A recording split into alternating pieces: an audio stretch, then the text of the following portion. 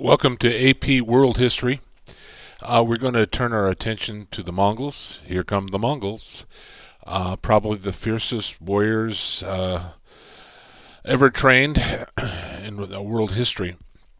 We're going to look at Genghis Khan all the way to Timur Khan. Genghis Khan became the ruler of the Mongols and built an empire that stretched from the Middle East to the China Sea. This is going to be done in the 1200s or 13th century. And they mostly captured their empire by force. Genghis Khan was a brilliant organizer. He was able to bring the Mongols together. The thing that he had going for him is that he terrorized his enemies, and he forced them to surrender. Either capitulate or die was his slogan. In terms of his lineage, Genghis Khan Kublai Khan will be his grandson. He came from a situation when he was a small boy where his father was killed and he was taken prisoner, humiliated. Because of his brilliance and cleverness, he was able to rise in ranks and eventually kill the fellow that had killed his father, organize the Mongols. He attracted people to his side because he had great success, and people liked to back a winner. His army was known for its horsemanship. Eventually, he will be elected the Great Khan, or Khagan, in 1206 CE. This shows where he starts from in Karakorum and will spread for there, and he will spread across the steppe there. He will go from the China Sea all the way to the Black Sea and down to Persia, and it will be a very extensive empire. This shows the Mongol Empire under Genghis Khan, and this was in the green. And then other Khans will expand the kingdom. One of the sayings that is a tribute to Genghis Khan is that the great joy a man can know is to conquer his enemy and drive them before him, to ride their horses and take away their possessions, to see the faces of those who were dear to them covered with tears, so your wife and your children would be crying, and to hold them in his arms and watch you be killed. Not a very compassionate man. You either did what he told you to do, or they were going to drive you into the ground. Certainly his life was one of being a warrior. His mind was to preserve the Mongol life and to expand by force. Interesting to note that he never willingly sacrificed any of his soldiers. There seemed to be a camaraderie among the Mongols, some sort of equality. You weren't able to maintain your position of power unless you were strong enough. Birthright had very little to do with who was going to be the leader of the Mongols. No one was spared in the battlefield. You could say that the Mongols were equal opportunity killers. And if you turned and ran in battle, you would be killed. Every soldier was taught to live his life as a warrior. He was expected to win victories and would not die easily on the battlefield. They rode on horses, slept on horses, ate on horses. Their whole life was tied to the horse. Show little concern for the loss of enemy life. Although you have to say this about the Mongols, they didn't torture, mutilate, or maim their enemies like others did. They just killed you. Jalal ad-Din, the son of the Khuraram Sultan captured 400 Mongol soldiers. This is some of the brutality that was inflicted on the Mongols, tied them behind horses and dragged them through the city.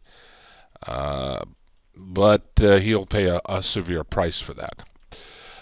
Persian victories killed Mongol captives by driving nails in their head. That's not too pleasant.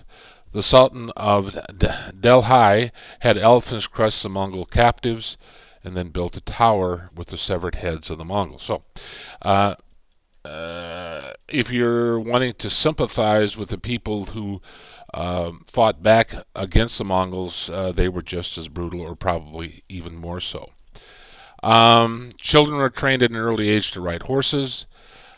Two advantages that the Mongols are going to introduce into warfare is saddles with stirrups, so that it enables you to ride the horse, and at the same time you could steer the horse with your knees and take the arrows from your quiver and shoot it with your composite bow, which could kill a warrior at 350 yards.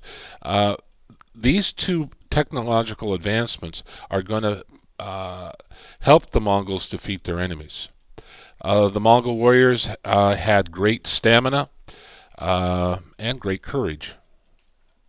This shows a Mongolian horse. Not large animals, but sturdy and had quite a bit of endurance. This is the Mongolian composite bow. Should shoot at great distances and take out your enemies. So if you can shoot somebody further than they can shoot you, that gives you an edge. In the late 12th century or 1100s, Genghis Khan is elected the Khagan, or supreme ruler of the empire. Genghis Khan attacks Shia kingdom in northwest China, and will eventually force them to become vassals to his kingdom, and they'll pay a tribute to him. The Mongols attacked the Jin Empire in northern China, which the Jurchens had established in a century earlier. Genghis will assault the Khwarezm Empire in 1219 CE. It will take him 4 years, but eventually he will destroy the kingdom, destroy the Shah, and Persia will fall under his control. He had about 150,000, and the Shah had somewhere around 400,000, but he was able to outlast him. They laid siege. They weren't going to give up. What started this was that the Shah had originally attacked 400 of his emissaries from the Mongol Empire. Genghis takes this as a great affront to him, and he makes the Shah pay. The Khwarezm Empire, you can see, stretches from what is now modern-day Afghanistan to the Persian Gulf, to the Caspian Sea, and the border of what now is Iraq. A large kingdom falls under his control. Genghis attacked not just Khwarezm, but the entire ancient civilizations. The Muslims' lands of 13th century, combining Arabs, Turks, Persian civilizations, are going to come under his control. His motto is either surrender or die. And people wet their pants when they hear his name, Genghis, and the Mongols are coming. They instill great fear. In 1226, Genghis turns east to conquer all of China. He will die before that happens, and his sons will divide the kingdom into 4 khanates. Eventually, one of his third son, Oji Dai, will become the supreme leader of the Mongols. And here shows the northern kingdoms that were conquered, the Xia and the Liu or Liu kingdom. Eventually, the Song will fall under his grandson, the Kublai Khan. This shows the lineage, the people, the sons, grandsons after his death. They they will not ask you. They will not ask questions about the individual Khans, but you'll have to know something of Genghis Khan. Um, the empire is first divided into four different sectors of the Khanates. Each was ruled by a single Khan, but they peacefully coexisted. This shows the Mongol territory, very extensive, very broad. In 1236, Buta, a grandson of Genghis Khan, will launch an attack on Russia. His army is known as the Golden Horde. By the way, this is a secret word for this chapter, so remember the Golden Horde. This is the army of the Mongols that are marching across the Russian steppes. They will assault Russia and show no mercy. The Russian princes that refuse to cooperate are systematically defeated and killed. Any Russian city that refused was completely destroyed, and they burnt everything to the ground. Kiev was an example of this. They resisted, and the town was leveled. This again shows the four Khanates after the death of Genghis Khan.